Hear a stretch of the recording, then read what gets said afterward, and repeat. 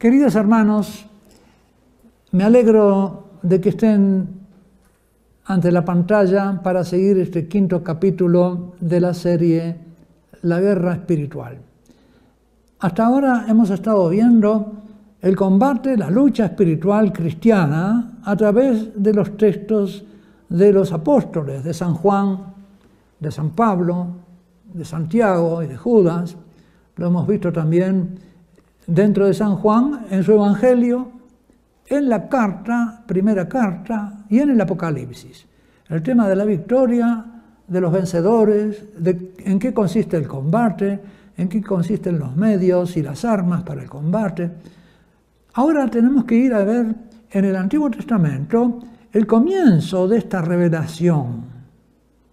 Y en el Antiguo Testamento el tema de las guerras santas aparece continuamente.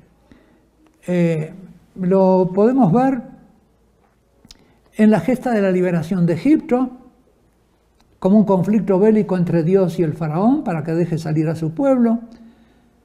Pero nos encontramos también el tema de la guerra santa en los libros del Éxodo, Números, Josué, Jueces, en los libros de los profetas, de los reyes, las crónicas, y contra los filisteos, arameos y los otros pueblos de Palestina, y también en el libro de los Macabeos, ya contra los griegos. No es extraño, por lo tanto, que uno de los títulos del Señor más frecuentes en el Antiguo Testamento sea el Señor Dios de los ejércitos. Dios de los ejércitos de Israel, pero Dios de los ejércitos de las criaturas, que como vamos a ver, Él se vale para esto. Pero ¿cuál es el motivo por el cual Dios lucha y se enzarza en estos combates? Si queremos saber por qué las guerras en el Antiguo Testamento, podemos ir a la primera guerra que encontramos en el libro del Génesis, y es la guerra que hace Abraham para liberar a su sobrino Lot y a su familia, que había sido llevado como prisioneros de guerra y como esclavos en una guerra que invadió la ciudad de Sodoma y Gomorra, donde estaba Lot. Lo tenemos en el libro del Génesis capítulo 14. Allí se nos narra una guerra que se inflama entre los pueblos del oriente, cercanos a Palestina, y que culmina con que los vencedores se apoderaron de toda la hacienda, todos los bienes de Sodoma y Gomorra, con todos sus víveres, saquearon las ciudades y se fueron. Y tomaron preso también a Lot, el sobrino de Abraham, y todos sus bienes, porque él habitaba en Sodoma y se fueron. ¿Por qué estaba el sobrino de...? Hablemos un poquito de la relación que existía entre Lot y Abraham. Lot era sobrino de Abraham, posiblemente porque era un sobrino huérfano. Cuando Abraham se vino de Ur de la Caldea, se trajo consigo, además de su esposa y su familia, sus bienes, se trajo al sobrino, a Lot. Sería huérfano de padre, no tendría quien lo cultivara, quien lo cuidara. Y esto nos hace necesario detenernos un poco a hablar sobre la piedad familiar en estos pueblos, en el pueblo de Abraham y de Lot. Aquello que hace que el tío Abraham se encargue de su sobrino Lot, que no lo desampare, que lo lleve consigo, que incluso cuando ambos se hacen hombres ricos y pudientes, los pastores de Abraham o de Lot tienen problemas con los de Abraham. Y entonces, como ustedes recuerdan posiblemente la historia, Abraham le dice a Lot, bueno, vamos, para que no haya problemas entre nuestros pastores y entre nosotros, vamos a separarnos. Y Abraham muy generosamente le dice a su sobrino Lot, bueno, tú elige para qué lado quieres ir con tus ganados, elige las tierras de pastoreo para tus ganados, elígelas tú, yo voy para el otro lado. Le cede, y el sobrino Lot elige las mejores tierras, las de la vega de Sodoma y Gomorra, y allí se va con sus ganados y se instala con su familia en la ciudad de Sodoma. es allí donde le sorprende esta guerra y donde Abraham, obedeciendo a ese imperativo de la piedad familiar que regía especialmente entre tío y sobrino, cuando faltaba el padre, ¿quién se podía encargar de los hijos del padre, sino el hermano del padre, el tío paterno? Abraham es tío paterno de Lot y por lo tanto es el primer grado de consanguinidad para el pariente protector. El pariente protector en esta cultura y en la cultura bíblica tiene un nombre particular que se llama Goel, el Goel. Va a ser muy importante que lo sepamos, que este Goel se encargaba de ayudar era el pariente poderoso, cualquier pariente poderoso, que se encargaba de ayudar en todas las cosas a los parientes pobres o débiles. Pero esa obligación, que se llamaba la obligación del goelato, de la ayuda, estaba graduada por los grados de parentesco, de los cuales el tío paterno era el primero. Era el primero que se tenía que encargar de los parientes débiles, de los sobrinos. Y después iba, según los grados de parentesco, debilitándose también la importancia de este auxilio. Y este auxilio se refería a todas las debilidades y todas las necesidades de los pobres de la familia. Pero, según la ley, después se va especificando y se centra especialmente en las cosas más importantes, que son la vida, la hacienda, los bienes, el parentesco, la familia, y de ahí surgen entonces las 4 principales obligaciones del Goel, del pariente poderoso, para librar al pariente humilde. Uno es el vengador de sangre. Si mataban a su pariente, él tenía que matar al asesino. Era la venganza, que era un acto de justicia. En lugares y tiempos donde no había ni justicia ni policía, entonces recaía la obligación de vengar la sangre del pariente asesinado en el pariente más próximo. De esos hay numerosos ejemplos en las Sagradas Escrituras. La segunda tarea o obligación de piedad familiar que tenía el Goel era rescatar al que había sido raptado o había sido llevado como esclavo, como en este caso de Lot. Acá Abraham va a actuar como el que rescata a su sobrino Lot por este acto de piedad y de goelato.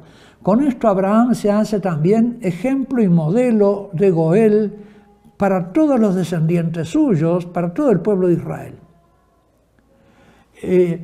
Y cuando este pariente era vendido como esclavo o se había vendido a sí mismo como esclavo, el pariente poderoso, el Goel, tenía que rescatarlo, es decir, redimirlo, pagar el precio para sacarlo de la esclavitud. Y esto es lo que va a hacer Dios con su pueblo que ha caído en la esclavitud de Egipto. De modo que Dios se va a comportar en la Sagrada Escritura como el pariente. Por eso podemos hablar del Dios pariente. En el Antiguo Testamento Dios es el pariente. Y como pariente es el vengador de sangre, es el que rescata, es el que redime o redentor, pero también es el que protege y la fecundidad de los hijos. Y esa era la misión del levir. El levir es una palabra latina, pero significaba al pariente que toma a la viuda que quedó sin hijos y engendra en ella hijos para los difuntos. Este es el caso, por ejemplo, de Ruth, en el libro de Ruth, donde Ruth queda viuda sin hijos.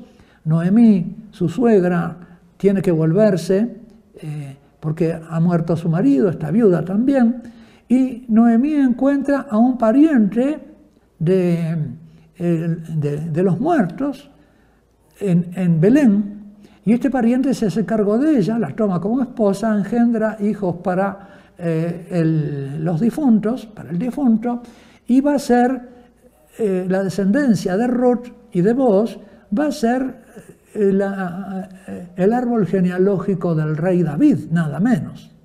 Así que el rey David nace o se origina, su descendencia, de este acto de piedad del levirato. Y en el libro de Ruth también se condena muy enérgicamente a una persona que estaba antes que Booz y que tenía que rescatar juntamente con la viuda de las tierras, pero él quería encargarse solamente de las tierras y no de la viuda, puramente por intereses económicos, no por la piedad familiar. Esto es muy importante. ¿Por qué? Porque nos va a explicar que las guerras de Israel y las guerras en que Dios defiende a su pueblo, lo hace en razón de la alianza y en la razón de un vínculo de alianza y de parentesco con ese pueblo, y él está actuando como el pariente protector y como el pariente auxiliador. Y que por eso también, cuando el pariente protector y auxiliador es olvidado por sus parientes y no es tenido en cuenta, los deja en manos de sus enemigos hasta que ellos se vuelven a él para pedirle auxilio. Y esta es la teología del libro de los Jueces y la teología del Antiguo Testamento y de las guerras de Dios en el Antiguo Testamento. Veamos un poco entonces con esta introducción el relato del libro del Génesis capítulo 14. Dice: los vencedores tomaron la hacienda de Sodoma y Gomorra, se apoderaron de Lot y la hacienda, etc. Uno que escapó le vino a avisar a Abraham, que habitaba junto a la encina de Mambré, hermano de Escol y de Aner, aliados a su vez de Abraham. Al oír Abraham que su hermano había sido hecho, su pariente, ¿no? Su sobrino, había sido hecho cautivo, porque en hebreo la palabra hermano designa todos los grados de parentesco. Por eso en el Nuevo Testamento hay gente que cuando hablan de los hermanos de Jesús piensan que son hijos de María, y no es así. Todos los sobrinos, primos, parientes eran aj, en hebreo es hermano, pero en este sentido amplio de consanguinidad.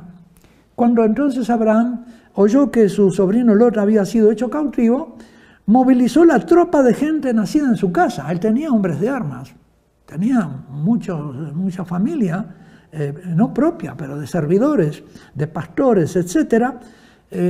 Arma una pequeña tropa, un ejército familiar, en número de 318 varones, y persiguió a aquellos hasta Dan. Y por la noche cayeron él y sus servidores, su pequeño ejército, sobre ellos, los derrotó, los persiguió hasta Jobá, que está al norte de Damasco, y recuperó toda la hacienda. Y también rescató la hacienda y también a su sobrino Lot con su hacienda, así como a las mujeres y a la gente. Es decir, este es un acto de piedad. Esta guerra no es una guerra económica, es una guerra de piedad familiar, una obligación de goelato. Abraham aparece aquí como alguien que cumple con la piedad familiar que le corresponde, y a costa suya, a su costa y mención, con sus propios servidores. Y entonces vuelve Abraham a su regreso, después de batir al rey Kedorlaomer y a los reyes que con él estaban, le salió al encuentro el rey de Sodoma en el valle de Sabé. Entonces Melquisedec, rey de Salem, presentó pan y vino, pues era sacerdote del Dios Altísimo, y le bendijo. Acá tenemos el origen. Nosotros en el primer canon de la misa hablamos del sacrificio del justo Abel, de Abraham nuestro padre en la fe, y del sumo sacerdote Melquisedec. Es este. Porque este sacrificio tiene la particularidad que en un mundo donde se sacrificaban animales, ofrece aquí pan y vino. De modo que es un antecedente de la Eucaristía. Bendito sea Abraham, lo bendijo Abraham, del Dios Altísimo, creador del cielo y la tierra, y bendito sea el Dios Altísimo que entregó a tus enemigos en tus manos. Acá tenemos lo que se llama en la teología de la Guerra Santa la fórmula de entrega. Dios ha entregado tus enemigos en tu mano. No son los siervos de Abraham, ni el poder de su ejército. Acá evidentemente con 300 hombres ha vencido a muchos reyes del Oriente, sino que Dios los ha entregado en su mano. Esto es fundamental, y les pido que lo guarden en su memoria, la fórmula de entrega. Dios te entrega a tus enemigos en tus manos. No es que tú los vences, Dios te los entregó. ¿Por qué? Porque Dios ha sido el Goel de Abraham. Y Abraham el Goel de Lot. Y Abraham le dio el diezmo de todo, de todas sus posesiones, de todas sus cosas, no de lo que había recogido en la guerra, porque él no había ido para eso. Y dijo luego el rey de Sodoma a Abraham: dame las personas y quédate con la hacienda. Pero Abraham dijo al rey de Sodoma: alzo mi mano entre el Dios Altísimo, creador del cielo y de la tierra, ni un hilo, ni la correa de un zapato, ni nada de lo tuyo tomaré. Así no dirás que me has enriquecido. Nada en absoluto, salvo lo que han comido los mozos y la parte de los hombres que fueron conmigo. ¿No? Es decir, lo que gastó en la guerra. Porque Abraham no había hecho una guerra económica. Y por eso le da a entender este rey que no espera nada de él fuera de los gastos que había tenido él y sus hombres. Que no había hecho una guerra por intereses económicos, materiales. Que él había ido a la guerra por piedad con su siervo Lot. Era importante detenernos y en este primer ejemplo de guerra santa en el Antiguo Testamento para comprender ahora sobre este trasfondo los motivos de Dios para sacar a su pueblo de Israel. Y pasamos entonces al libro del Éxodo, donde se nos narra cómo Dios liberó a su pueblo de la esclavitud de Egipto. Sabemos que los hijos de Abraham llegaron a Egipto porque había hambre en el país, y allí se multiplicaron y crecieron. Y que fueron, con la historia de José, sabemos que José fue un hombre de confianza de uno de los emperadores. Pero ahora nos dice el libro del Éxodo, en el capítulo 1, versículo 8, que subió al trono en Egipto un nuevo rey que no había conocido a José y a sus hermanos, que no conocía a los israelitas, que era enemigo de ellos o por lo menos les tenía miedo. Acá está el miedo del rey. Muy importante el tema del amor, es del miedo. Donde hablamos del amor tenemos que tener en cuenta a su antagonista, el miedo. Y por eso el mandamiento del guerrero en la guerra santa, lo vamos a ver, va a ser el no temáis, no tengáis miedo. Va a ser primer mandamiento de los guerreros de la guerra santa en el Antiguo Testamento, y nuestro Señor Jesucristo también va a insistir mucho, ya transponiendo los temas de la guerra santa al combate cristiano, en el no temer, en el tener confianza. En la lucha cristiana tenemos que confiarnos en el Señor, no tenemos que dejarnos llevar por miedos, sino llevar todos nuestros miedos cautivos a Dios, defendernos del miedo porque es un demonio. Recordemos lo que vimos en el capítulo 4, terminando con aquel texto de San Juan en que decía que la caridad perfecta exorciza el miedo. El miedo es demoníaco. Acá el faraón va a tener miedo. El demonio le va a inspirar miedo al faraón para que de esa manera empiece a perseguir a los que Dios ama. Y dijo el faraón: mirad, el pueblo de Israel es más numeroso y fuerte que nosotros. Actuemos con astucia contra ellos, para que no sigan multiplicándose, no sea que en caso de guerra se alíen también con nuestros enemigos, luchen contra nosotros y se marchan del país. Noten aquí el miedo, ¿no? Este pensamiento que le viene al rey, ya una sospecha sin motivo, pero por temor. Y esto lo impulsa entonces a querer dominarlos.